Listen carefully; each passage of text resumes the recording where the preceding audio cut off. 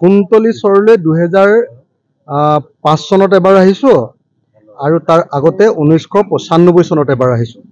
দুবাৰ কুন্তলী চৰলৈ আহিছিলোঁ।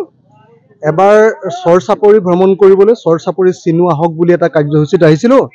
তাৰ পাছত এবাৰ চাইকেল লৈ গোটেই অসম ভ্ৰমণ কৰোঁতে দৈয়াং টেঙানী ৰাইজৰ লগত 2004-05 চনত আমি এই অঞ্চলত থাকি গৈছিলোঁ। তাৰ পাছত আৰু বিশেষভাৱে কুন্তলীলৈ অহা নাছিলোঁ। এবাৰ কুন্তলীলৈ আহিছোঁ। কুন্তলীত বানপানী আৰু গৰাখহনীয়াই যি ধৰণে মানুহক একেবাৰে ধ্বংস কৰি পেলাইছে সেই বিষয়টো অধ্যয়ন কৰিবৰ কাৰণে আজি আহি দেখিলোঁ যে কুন্তলী অঞ্চলৰ পানীখেতি নামৰ যিটো অঞ্চল, তাত সামান্য অংশ এটাত যদিও জিঅ' বেগৰ ব্যৱস্থা কৰিছে, সেই জিঅ' বেগ যিটো অঞ্চলত আছে সেই অঞ্চলত খহনীয়া হোৱা নাই।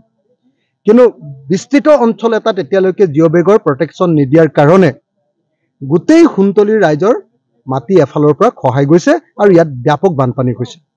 গতিকে মই অসম চৰকাৰক দাবী উত্থাপন কৰোঁ যে আমাৰ কামৰূপ জিলাৰ এতিয়া এইটো সমষ্টিৰ চমৰীয়া সমষ্টি, নৱগঠিত চমৰীয়া সমষ্টিৰ কুন্তলী, আগৰ পুৰণা বকো সমষ্টিৰ কুন্তলী নামৰ যিটো পানীখেতি অঞ্চলৰ ব্ৰহ্মপুত্ৰ নদীৰ যিটো খহনীয়া, সেই খহনীয়া প্ৰতিৰোধ কৰিবৰ কাৰণে অসম চৰকাৰে অচিৰেই এটা জিঅ' বেগ প্ৰটেকশ্যন বা বোল্ডাৰ পিটচিঙৰ ব্যৱস্থা কৰাৰ কাৰণে মই চৰকাৰৰ ওচৰত দাবী উত্থাপন কৰিলোঁ। অচিৰে অসম চৰকাৰৰ ওচৰত এই বিষয়টো উত্থাপন কৰিম আৰু পৰৱৰ্তী সময়ত অসম বিধানসভাতো আমাৰ কামৰূপ জিলাৰ